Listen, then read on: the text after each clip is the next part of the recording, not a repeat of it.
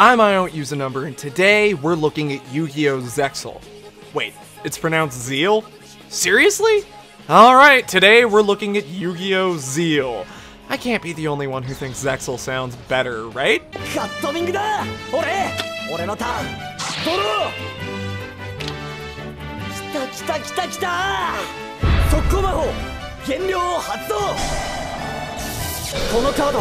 フィールドに存在するモンスターのレベルを2つ下げることができる。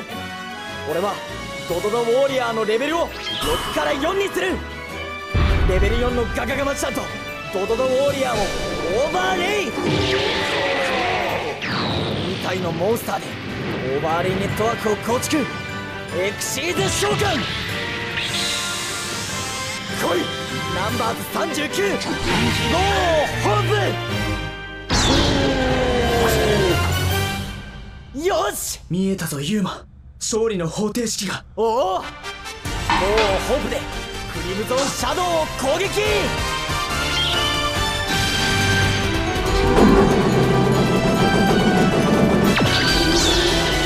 ホープテルスラッシュ。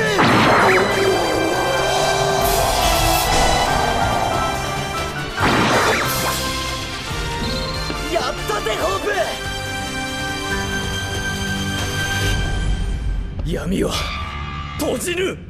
クリムゾンシャドウの効果発動。オーバーレイユニットを1つ使いクリムゾンシャドウの破壊を無効にする。Yugioh Zeal has absolutely nothing to do with the series that came before it, so if for whatever reason you only want to watch this one, you can, no problem. But I'd argue that 5Ds or the original series are better starting places because they're better overall shows. In the future, not really sure how far into the future, but the future, probably gonna butcher the last name on this, sorry about that, Yuma Tsukumo is a middle schooler, I think, who lives in Heartland City. At the very beginning of the first episode, we see Yuma standing before an ominous door that claims it can grant him power, but only at the cost of that which is most precious to him, while the key he wears around his neck lights up. Yuma wakes up before he can do anything and then rushes off to school. We do some of the expected character and world establishing stuff. The most important bit here is that the key was a gift Yuma got from his parents, who traveled and explored all around the world before they both disappeared under mysterious circumstances. Before too long, one of Yuma's friends, who I can't be fucked to remember the name of, gets beaten in a duel by a guy named Shark. He plays a water deck. Shark takes his defeated opponent's deck, and then Yuma steps in and challenges Shark to a duel to win his friend's deck back. There's another foreboding nightmare, and before their duel the next day, Shark takes that key Yuma loves so much and breaks it. Because, if you haven't figured it out yet, Shark is kind of an asshole. And our duel starts. At some point in the duel, Yuma gets all fired up. His key fixes itself, and he has a vision and/or fever dream of that questionable as fuck door. It offers the deal again. Power in exchange for the loss of that most precious to him, and Yuma apparently really wants to win this duel because he fucking opens that door to win this children's card game, with honestly really low stakes. And some shit that won't make sense till later happens. Back in the waking world, Shark is surrounded by a dark aura and hears a clearly benevolent voice calling to him. He then summons a new monster. Turns out this thing is a numbers monster, and it is influencing Shark. I'm sure this has nothing to do with that door. A very shiny person that we'll come to know as Astral appears before Yuma and assists him in the duel by strategizing with him and allowing Yuma to summon a numbers monster of his own that we will become very, very, very, very familiar with over the course of this series. And our newly acquainted heroes win. Then Astral absorbs the numbers card from Shark. Also, Astral has amnesia, and while amnesia is a very overused storytelling tool, it's handled pretty well here. Astral finds out from absorbing this card that he needs to collect all 99 of the numbers cards that were scattered when Yuma opened the gate in order for Astral to recover his memories. Couple of other teeny tiny details to this. Astral is bound to that key, and the only person who can see him is Yuma, meaning Yuma will almost certainly have to help him collect the cards. And if he loses in a duel against someone using a numbers card, Astral will die. And there's our plot premise. Fairly straightforward, at least at first. Yuma and Astral need to track down all the numbers cards that happen to cause a whole variety of random, destructive, usually negative effects on the people who use them. As the story goes on, Astral recovers more of his memories, dragging himself and Yuma into a greater plot that I won't ruin the intrigue of here, and other really, really cool people also begin tracking down numbers cards to mysterious ends. Before we dive too much into the specific pros and cons of this particular series, let's talk about the setting for a second. In the world of Yu-Gi-Oh! Zeal, dueling has started taking place in augmented reality. Everyone participating or watching duels needs some way of seeing this stuff. Most of them straight up have scouters. This is a future I'm okay with. I welcome it being socially acceptable to walk around in partial Dragon Ball Z cosplay at all times. Please. Also, some people have weird science makeup that appears and changes the color of one of their eyes and lets them see the AR world. Yeah, sure, fuck it, why not? I'm gonna go ahead and call the character designs divisive. That's gotta be a whatever fucking future year this takes place in fashion thing, because like in other anime, I can buy that people just have different colored hair. Hair dyes exist, maybe genetics are different in those fictional worlds, but like look at these characters' hair. That shit doesn't happen on accident. Every single one of these people, many of whom are kids, spent time and effort making their hair look like that. At first, I was a little bit repulsed by how out there it is, but honestly, by the end the designs had won me over. Might be a form of Stockholm Syndrome, I don't know. Yeah, they're dumb, but they're also colorful and inventive, and set the character designs in Zeal apart from pretty much everything else. That said, I totally get why some people hate it, because just wow. As far as the children's card game goes, in comparison to 5Ds, it's far more traditional. We're back to usually two characters standing there and dueling each other, and I'm fine with that. Writing duels were a thing for 5Ds. It varied it up, and I'm fine with it essentially going back to how it was. There is, as you've probably noticed at this point, a new type of monster. XYZ, or XCs, or Xseed monsters, I don't know the official way to say it, but it's a new type of special summon. Just like with synchro monsters, I was confused and intimidated when I first found out about them, but came to realize once I wrapped my head around them that they're rather simple and ultimately feel like a natural extension of the game that provides something new and exciting, plus adds new layers of strategy both in the actual game and within the show. Okay, you summon one of these monsters by overlaying at least two monsters of the same level on your field. Those monsters you use to summon it then become materials that are used as the cost for activating that XC's monster's abilities. Also, instead of levels, these XC's monsters have ranks, which means certain cards and effects affect them in different ways, or sometimes don't affect them at all. The specific summoning requirements vary from XCs to XCs, usually in number and level of monsters, but sometimes they may have specific attribute or type requirements as well. But the basic principle remains the same. It's a bit harder to understand than synchro summoning at first, I think, so let's take the example you'll be seeing a lot of if you watch the show. Yuma and Astral's signature monster, Kibo Hope. It requires two level 4 monsters to summon, so you can overlay any two level 4 monsters on your field to special summon the rank 4 Kibo Hope from your extra deck. Because it has two materials attached to it, because two monsters were used to summon it, its ability of negating an attack can be used twice. If it doesn't make sense to you now, I think it will if you watch the show.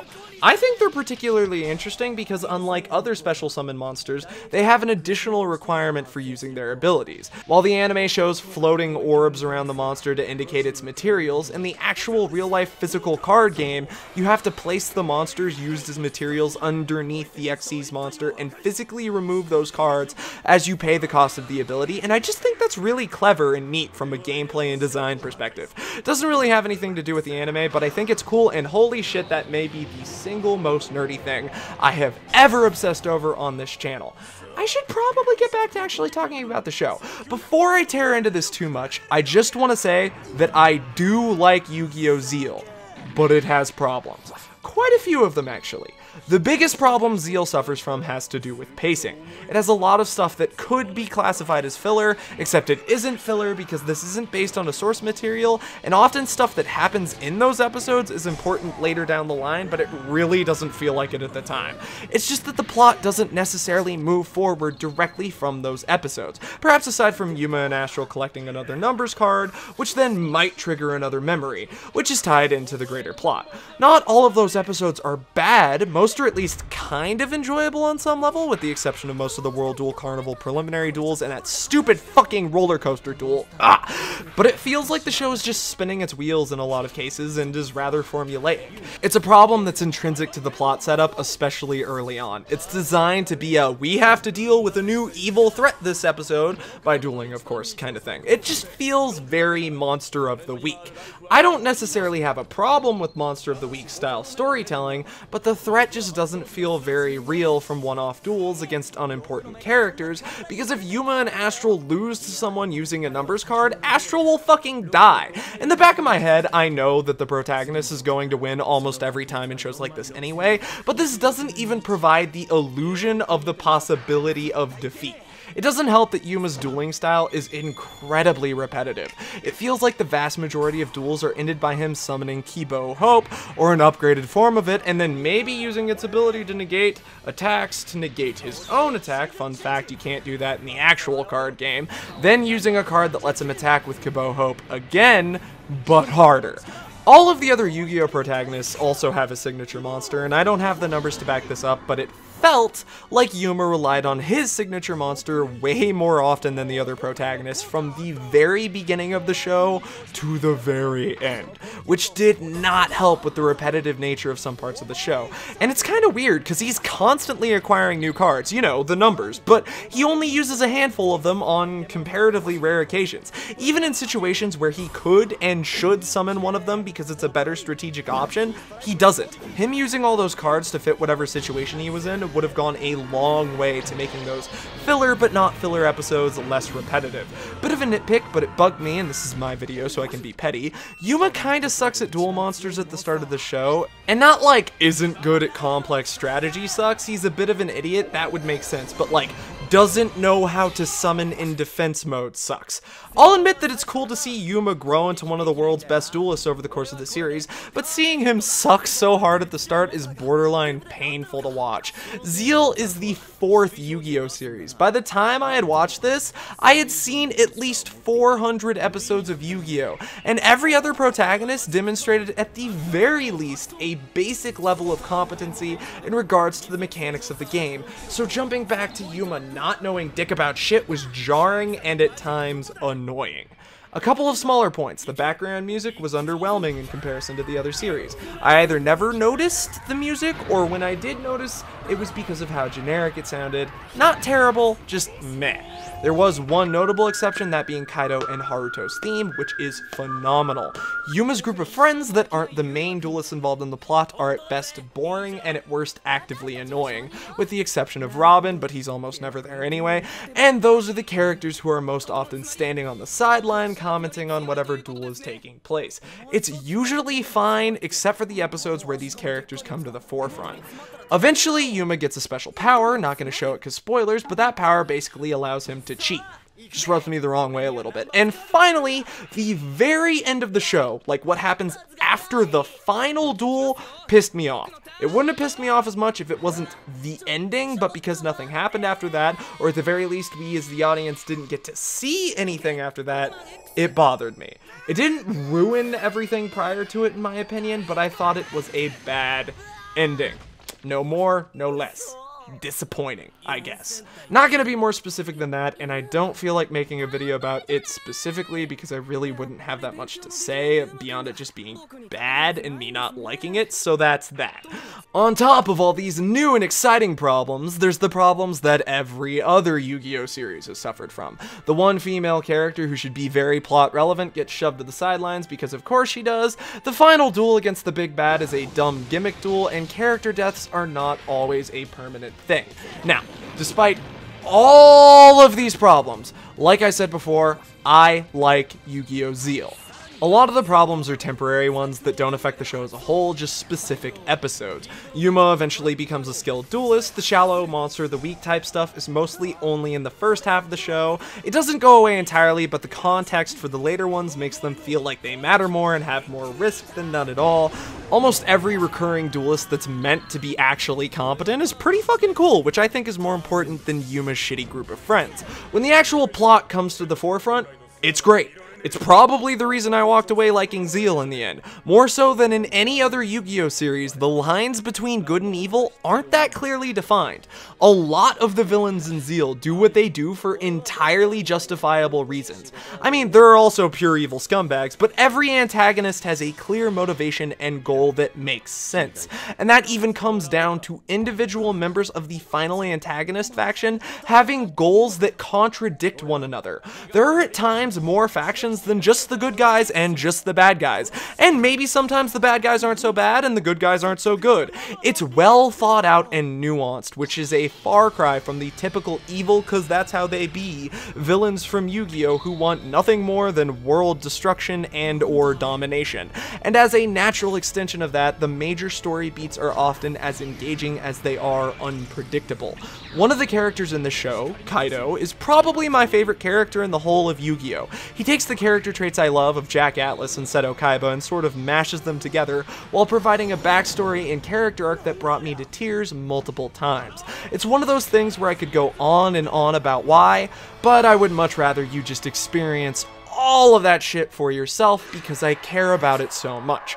I like Yuma too. More specifically, I like Yuma and Astral as a pair. Yuma's almost a magical girl protagonist in that he's upbeat and kinda dumb, at times very dumb, but he believes in the power of friendship and won't give up on anybody, even the people that he really should. Whereas Astral works on pure logic, always advising the most prudent course of action, while being confused by all of Yuma's feelings. Their dynamic reminds me a lot of the one between Yugi and the Pharaoh in the original series, but Yuma and Astral's personalities are even more drastically different and opposed.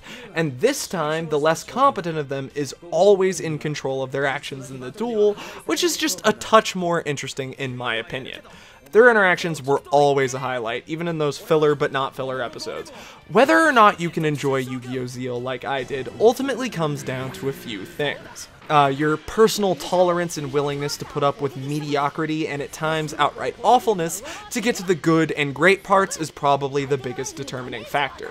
If you're like me, then those less interesting bits are worth trudging through to get to the later good parts, especially because the bad never cancels out the good, with one rather notable exception, that being the ending. They just separately exist. And in my opinion, there is far more good than there is bad in here. How much you care about Yu-Gi-Oh! As a whole will also probably play a part in how willing you are to dive into this. For me, I was gonna watch it no matter what because it's a Yu-Gi-Oh! Series, and when I was finished, I felt like it was time well spent overall. But at the same time, I can't fault anyone who doesn't want to put up with all the meh aspects to get to the parts that I wound up really enjoying. Oh, and as usual with Yu-Gi-Oh! The dub is censored and kiddified, so watch it subbed. Yu-Gi-Oh! Zeal has 146 episodes. Recommending an episode count to check out is kind of difficult because my favorite parts of the show aren't until like 5/8 of the way in, and I honestly wasn't completely on board until like 73 episodes in, but saying to watch half of a show with over 100 episodes before deciding if you should watch more is fucking ludicrous. So just keep in mind what I said about the strong and weak points of the series when making your decision, and I'll say that good places for you to weigh that decision are episodes 14 and 25. You'll at least get a taste of the parts I really like from getting that far in. That said, this has been I Won't Use a Number. If you like this video, you can subscribe and maybe share it with your friends. If you're willing and able, please consider supporting me through Patreon. Keep loving what you love, and I'll see you next time with something else.